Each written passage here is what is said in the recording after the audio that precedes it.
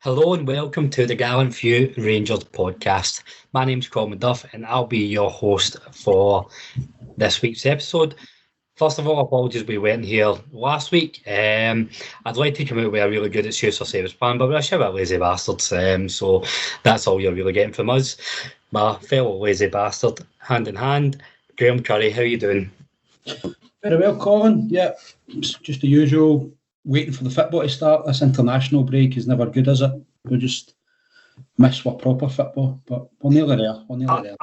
I'll be honest, Graham, I think this has been one of my favourite international breaks because I've not seen one international game. I've been too busy doing other shit.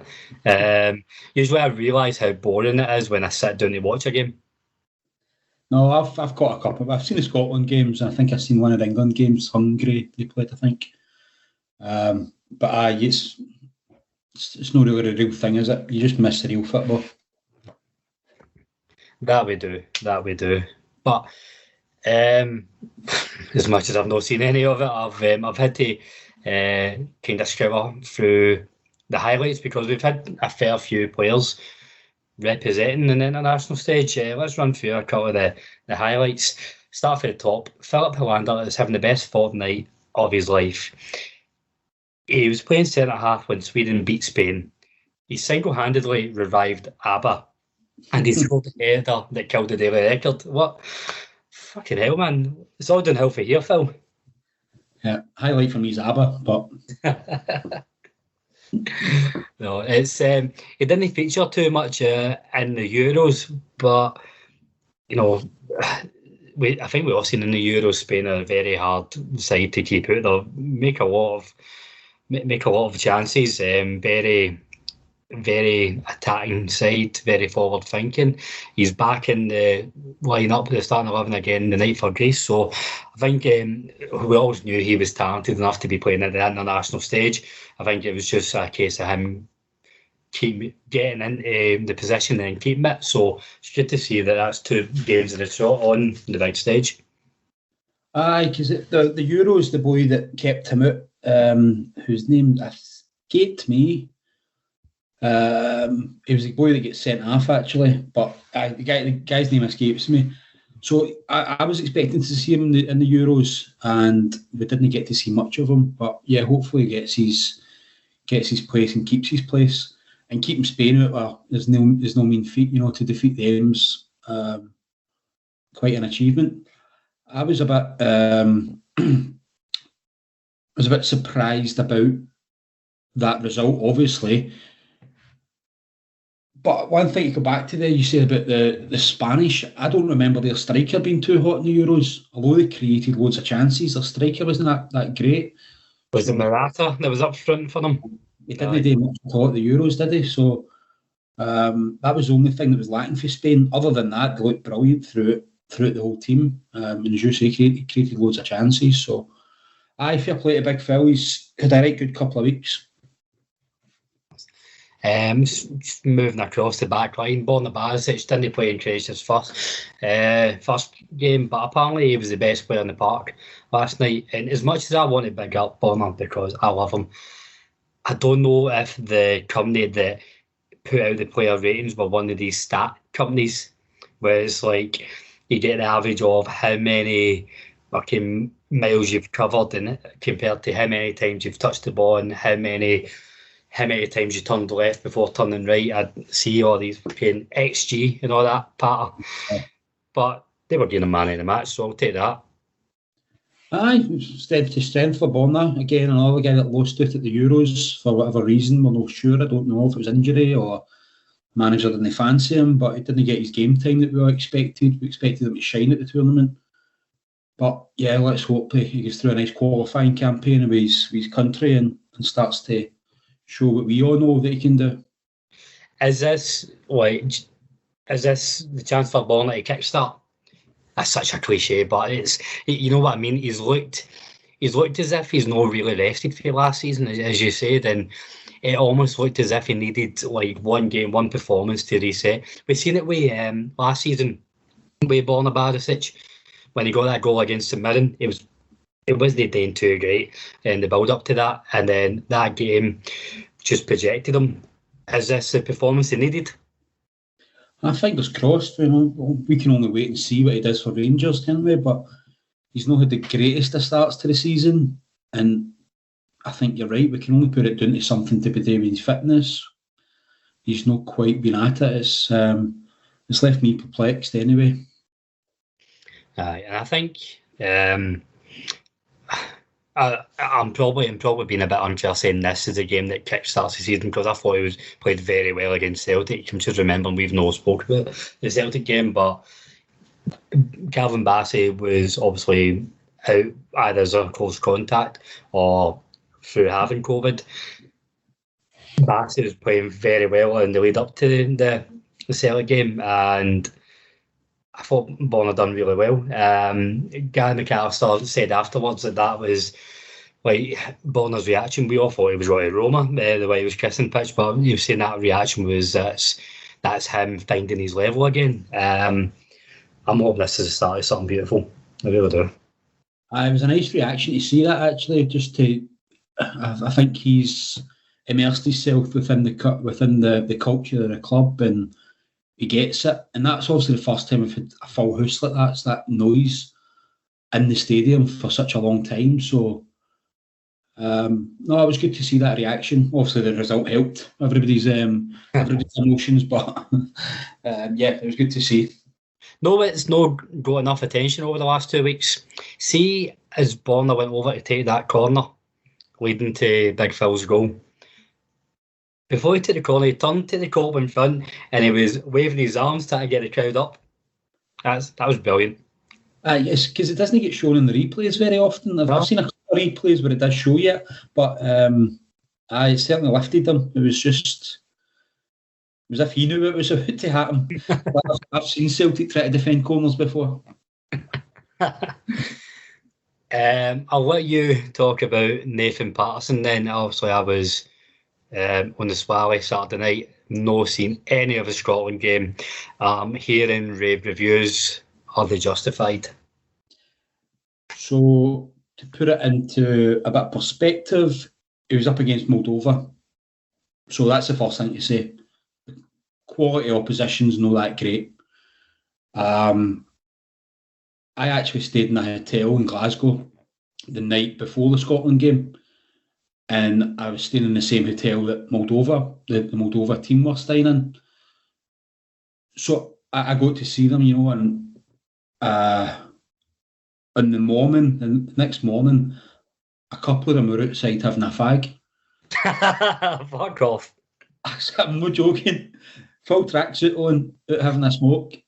And I'm like, they might have been coaches, right? So I can't recognise a Moldovan player, but I was trying to look at them and see if I could see them later on. But true enough, they were outside having a smoke. So that's the level of opposition he was up against. Let's get that for a start. He had a couple of misplaced passes in the first 10 minutes and didn't really do anything going forward in the first 10 minutes that I could see. But once he got into his groove, there was nothing stopping him. There was just that first 10 minutes, it was a wee bit shaky. After that, it was fantastic. He was driving forward. He was anticipating passes very well. So he was holding his position, jumping in front of players when the passes were coming.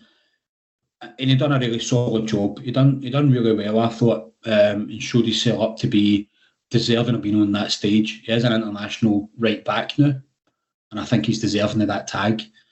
So, very good performance. And he had a hand in the goal. It was him that actually intercepted the ball in the midfield or defence and drove us forward. So, see, I have seen the goal and the part he played in it, and that is a very typical Nathan Patterson move. Obviously, he's still very raw, and I think we need to remember that as talented as he is, he's nowhere near the player he's going to be in 4 or 5 years' time. He's very raw and he's starting to harness his all-round game. But one thing he's just sniffs blood. He's got such great off-the-ball vision, if you get me, and we've seen him make that run and put players under pressure.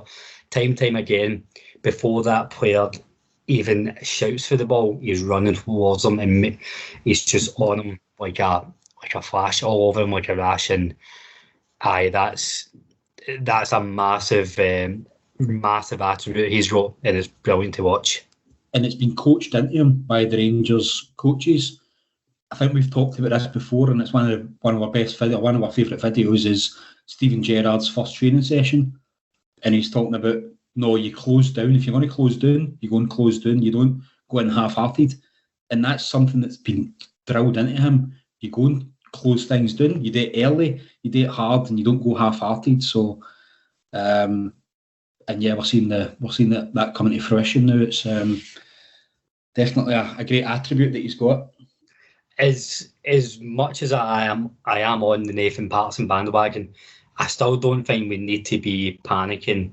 You might think I'm wrong here. I don't think right now we need to be panicking of how we mould the team around Patterson and Tavernier playing every week and moving Tavernier into midfield or rotating it. I still think go to right back, you play the better one. Like, regardless of that, right now I think it's Tavernier, and I think right now Patterson will benefit for competing. I think maybe we were guilty of it as well, as building it up to be an either-or thing at the start of the season, or the end of last season, the beginning of this season, saying who is our right back. But I think it is Tav. Tav is our right back. He's a captain. And if Patterson continues to do what he's doing, he'll get the relevant game time. He'll get the necessary time on the pitch, and he'll develop right. He doesn't need to go anywhere. He just keeps doing what he's doing because he's getting better with every performance. So long may it continue. Moving on, we'll move on to Yanis Hadji next. Very up and down week for him. Back in the Romania team, obviously. I think it was maybe the middle of 2020 that he actually dropped down to the Romanian under-21s. He agreed to drop down to try and get his form back up, and then after that round of fixtures came back up, and he's been an ever-present since. I always forget how much an icon Hadji is right now in Romania. Obviously through his dad, but he's like fucking what David Beckham was when he broke through over there. He's the face of Pepsi. Like he's huge over there. So he's never going to be short of support. But for what I've seen, and I've seen a few highlights. My favourite highlight is this long cross ball switched over the other side of the park to Hadji, and it's so high, and the way he traps it, kind of like a wee flick. He's such a talent. But he got an assist for Romania. Then he went and got COVID. For a selfish point of view, I'm gutted for him, gutted for Rangers. He's going to be a big loss. I think he's going to be out for 20 days now. Why? So something to do with the length of time he has to quarantine in Romania, then come back when he something like that. Aye. I didn't realise it was as long as that. I was expecting it's just a standard 10 days, but so he has to do 10 days in Romania, then 10 days in UK. I don't know the exact ins and outs, but it's close to 3 weeks, aye. Well, that's not so good. I knew he was out for St Johnstone, but I didn't realise it was going to be as long as that. Well, saying that, I announced 3 weeks ago in this podcast that Glenn Kamara had signed a new contract, so listeners, take that with a pinch of salt. Are you doubting yourself now? Oh, fuck, I was hoping, every time I say something like this, I just hope the other person agrees with me, and then... well, he's at least out for St Johnstone, but anyway, obviously the biggest thing is that he's safe and healthy, and he comes through. I had it 4 weeks ago. It wasn't pleasant, so hopefully Hadji makes a full recovery. But I suppose this begs the question on international football right now. We all have different enthusiasm on international football, but currently during the pandemic, giant clubs are going to get to the point where they just really just put up a fight until COVID is completely done and dusted, that the internationals don't go ahead. No, I don't think it's going to happen. I think it'll just continue. We'll just need to get on with it. I can't see clubs putting up a fight. They might withdraw the players, but I think that would cause too much sushi, and nah. I think the players want to play for their national team as well. I think you need to you forget that, that although fans in Scotland might not be sort of enamoured by international football, that if I was a professional football player, I would want to represent my country as well. So you've got to imagine that these people are wanting to go away with it and play for their team. So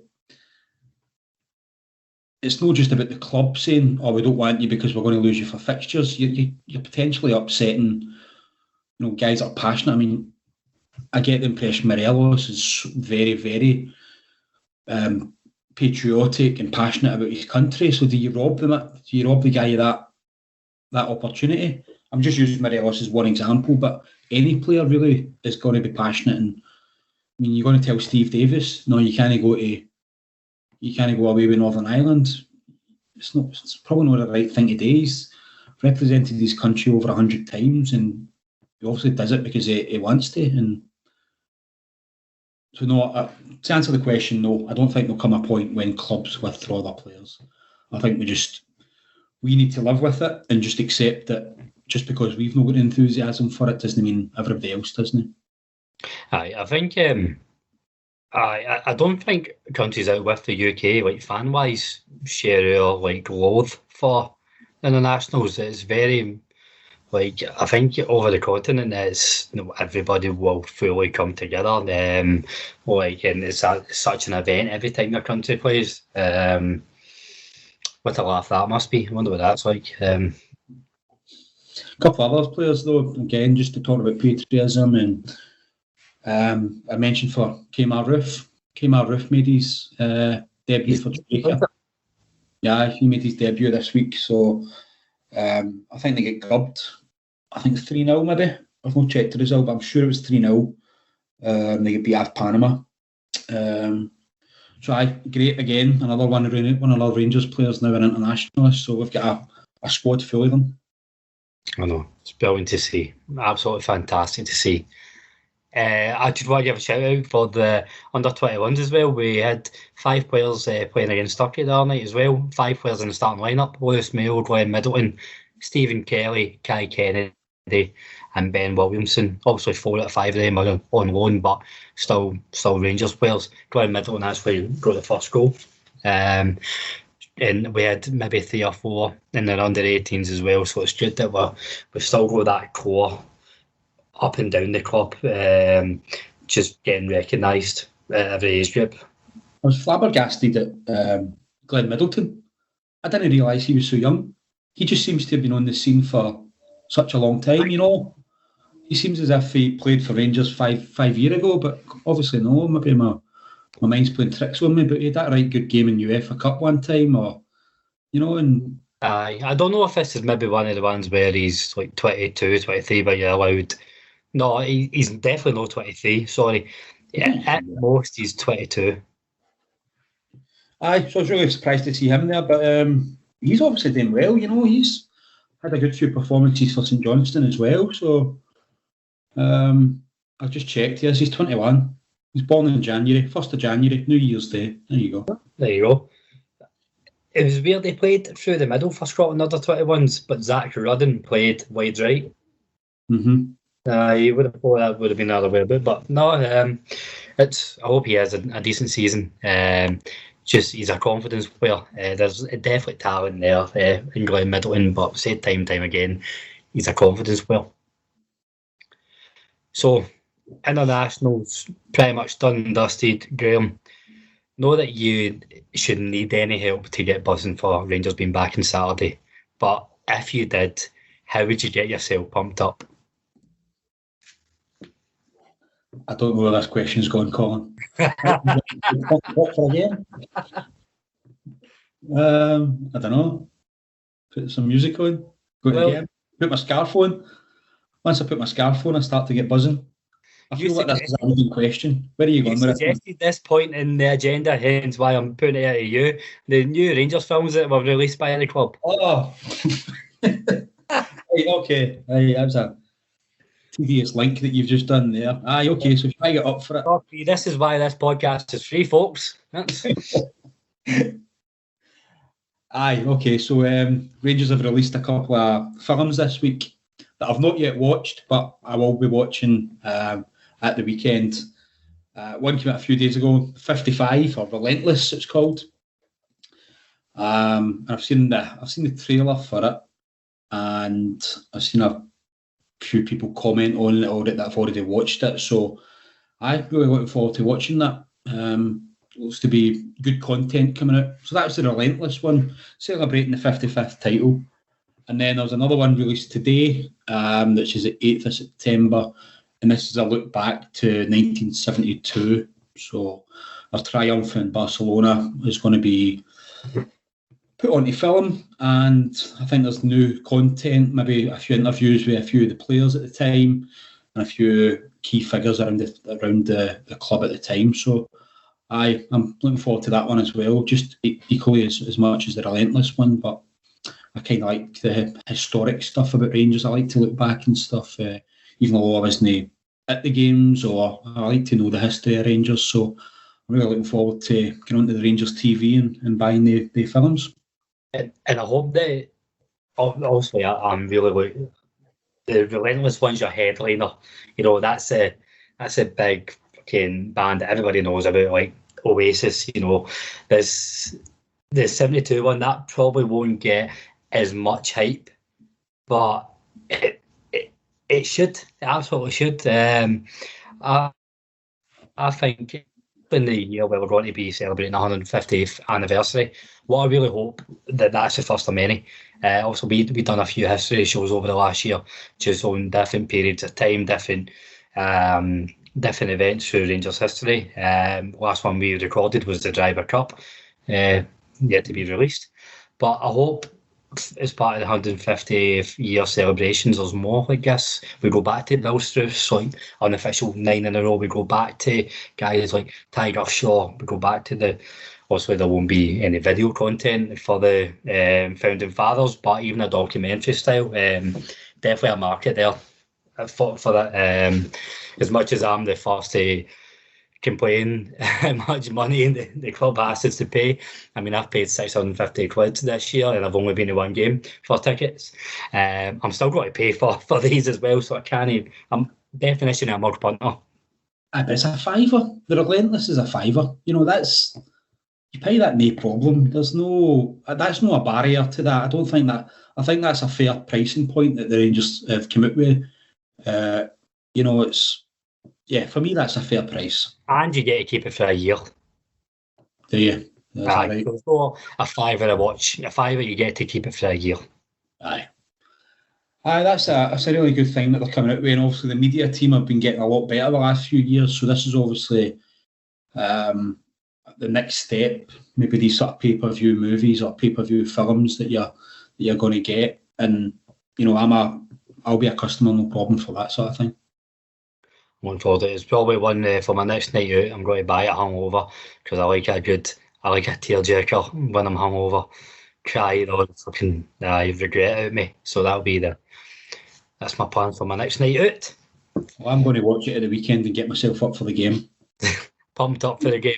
Pumped up for the game. Do you see how I brought that back? Aye, there we go. Now it all makes sense.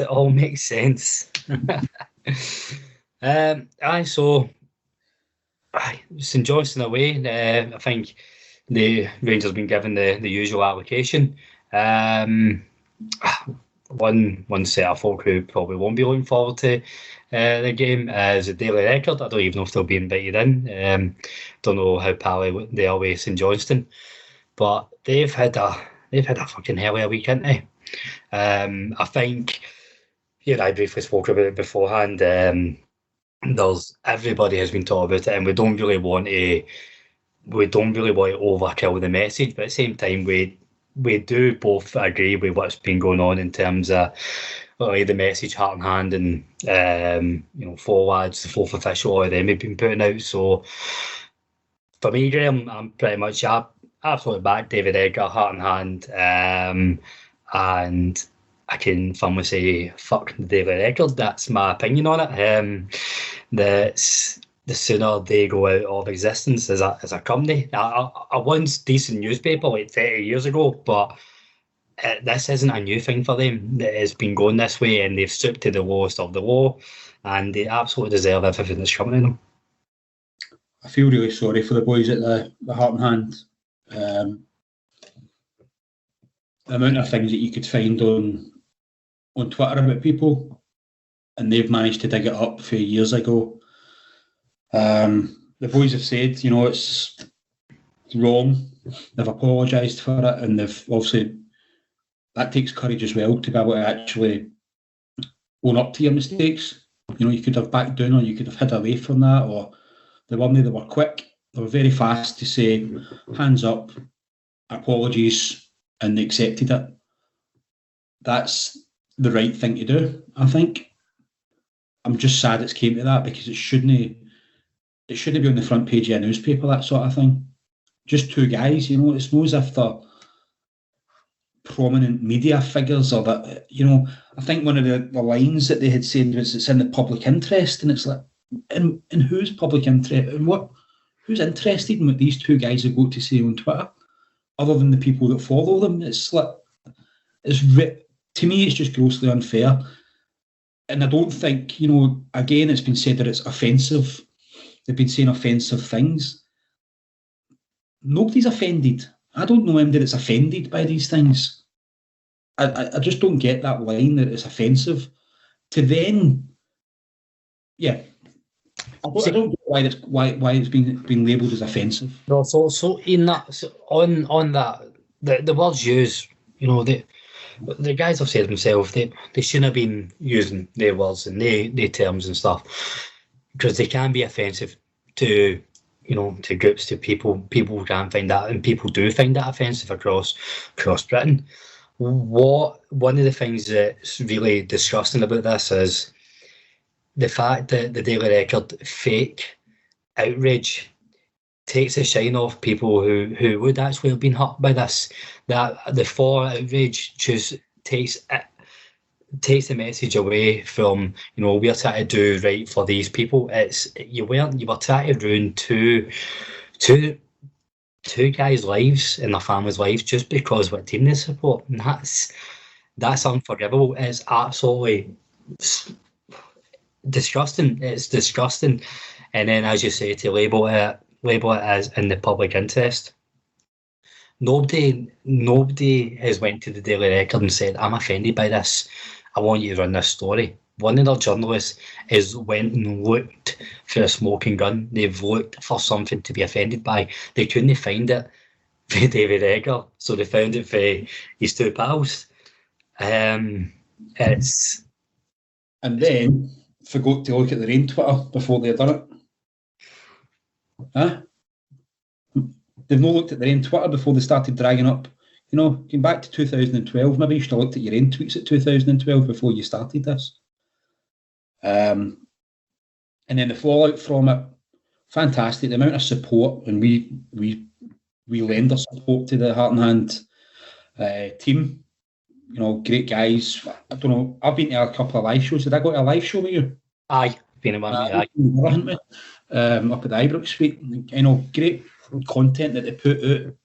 All good guys, and they all speak well. They they've got they have got a good group of contributors there, and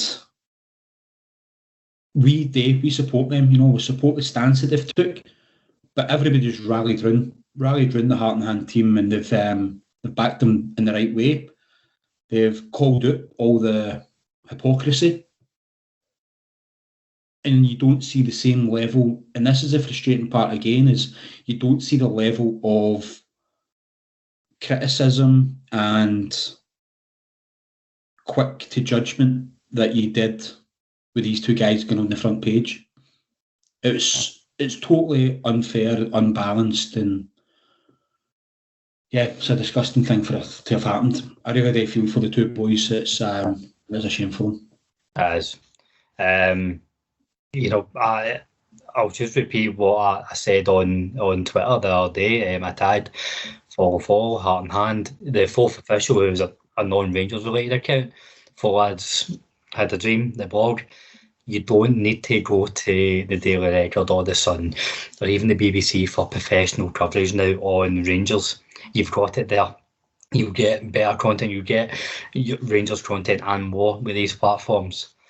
You've got so many, an absolute littered with decent podcasts and for Rangers fan media. We've got the YouTubers as well. We've got decent general Scottish football podcasts as well. I've tagged a few. You don't need the Daily Record or MD for this. More often than not, the Daily Record are taking stories from this fan media.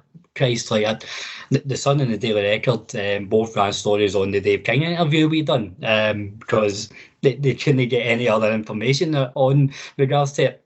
We were, and I was about to complain about it, but they did tag us. They did say, speaking to the Gallant Few podcast, or see if they claimed it as their own, I would have went petrol around the place. Or there you go, I'll probably get shut down for saying that. But so you don't need them. I've been in contact with the club over the last year just about different like press opportunities and people involved with the club as well. I've emailed the club directly saying no, but I absolutely support the initiative they put out involving fan media, and I'd be really, really disappointed if they were to take action against this them for basically the tweets of two individuals, two volunteers, and I'd be really disappointed if the club don't openly back the Heart and Hand platform. So we'll wait and see. That is the one thing that's missing on it, is that open support. We've not seen that for Rangers. It's but then is it their place? I'm not sure. I'm not sure if it is their place to do it, because it's kind of a beef between two different companies. It's Heart and Hand's one company, Daily Record's another company.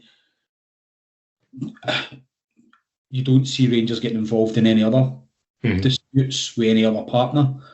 So they'd get loads of partners, if the tyre company, Tomte or whatever they're called, if they get into a dispute, you don't see Rangers getting involved. So I'm a little bit uneasy about saying that Rangers should be openly supporting Heart and Hand.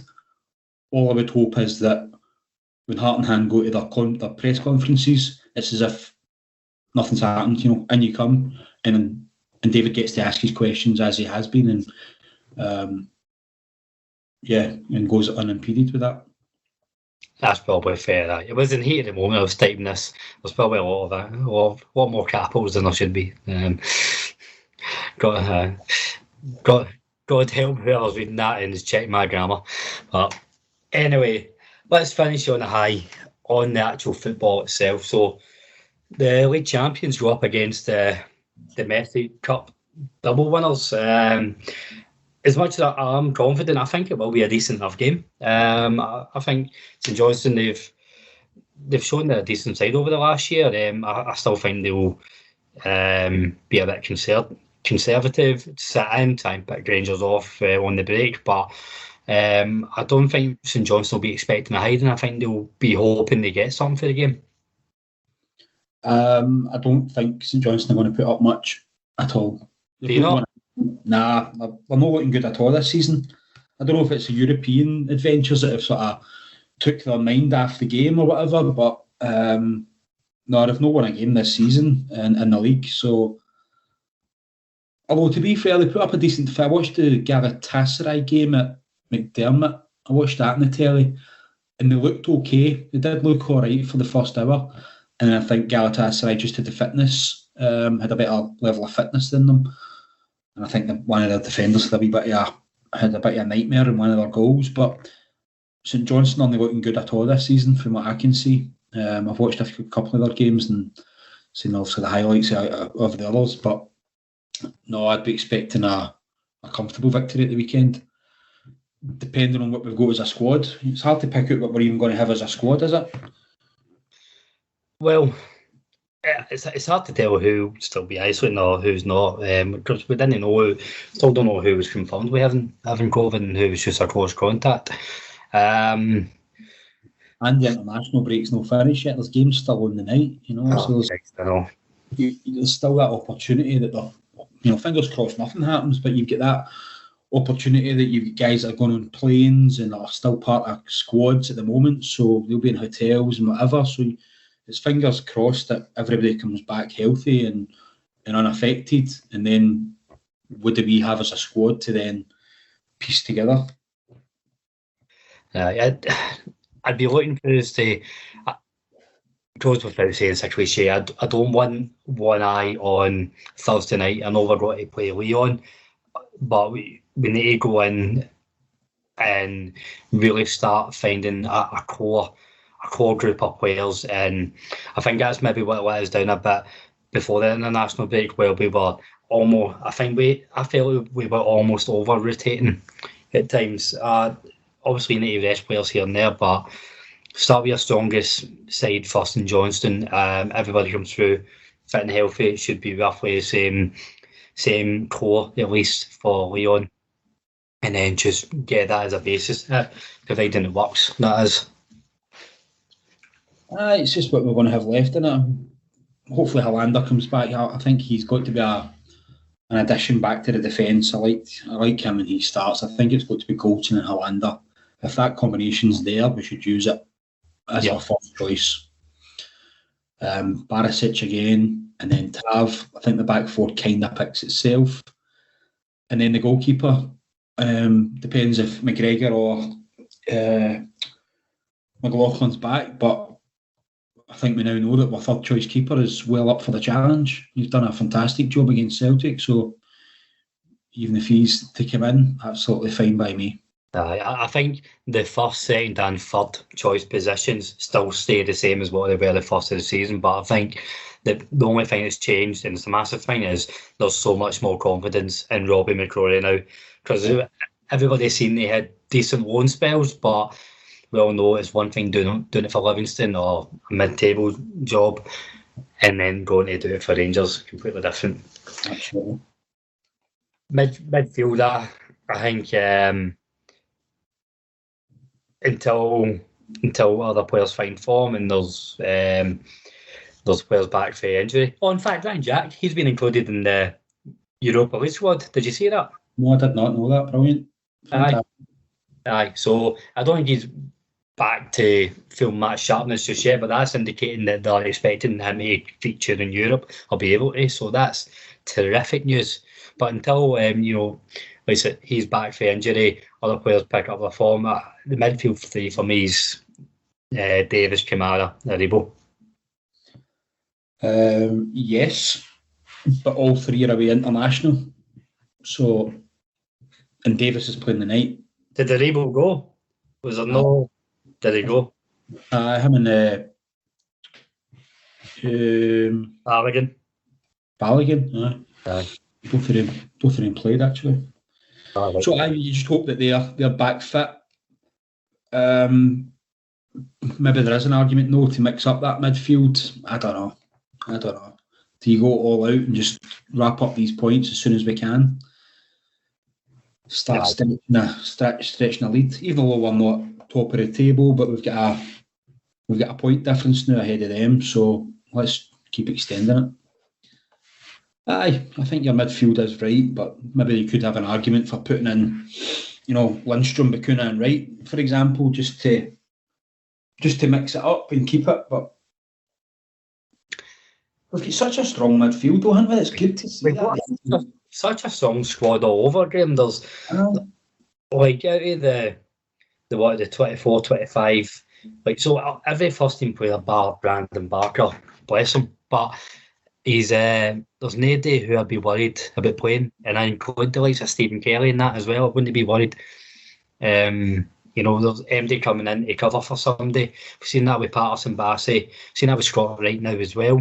No, there's nobody who I'm really worried with in the squad. So let's finish up. Give me your prediction for Saturday then. Okay, typical prediction. We'll give you a score, scorers, and the time of the goal. Okay, so we're going to get a Goldson header in the first 22 minutes. Take us to 1-0. We'll get another goal in the 44th minute. That's going to come through Morelos.